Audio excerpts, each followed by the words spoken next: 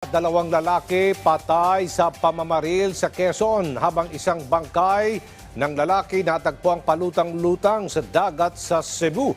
Yan ang ulat ni Bian Manalo. Nakahandusay at wala ng buhay nang datna ng mga otoridad ang dalawang lalaki sa barangay Isabang, Tayabas City, Quezon. Ayon sa investigasyon ng mga pulis, pinagbabaril ang mga biktima ng hindi pa nakikilalang salarin. Patuloy ang investigasyon ng mga otoridad sa tunay na motibo sa pamamaril habang tinutugis na ang responsable sa krimen. Dead on the spot naman ang isang babae matapos mabangga ng truck ang sinasakyan nitong tricycle sa Sariaya, Quezon. Ayon sa investigasyon ng mga pulis, binabaybay ng biktima ang kahabaan ng Ecotourism Road nang araruhin ng trailer truck ang likurang bahagi ng kanyang tricycle.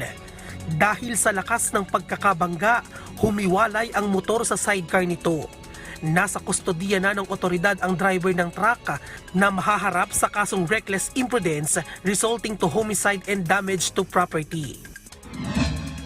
Isang palutang-lutang na bangkay ang natagpuan ng Dragon Boat Team habang nag-e-ensayo sa dagat ng Barangay Pusok, Lapu-Lapu City, Cebu.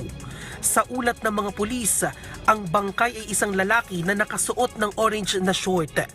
Patuloy naman na inaalam ng mga otoridad ang pagkakakilanlan ng lalaki. Bien Manalo para sa Bayan.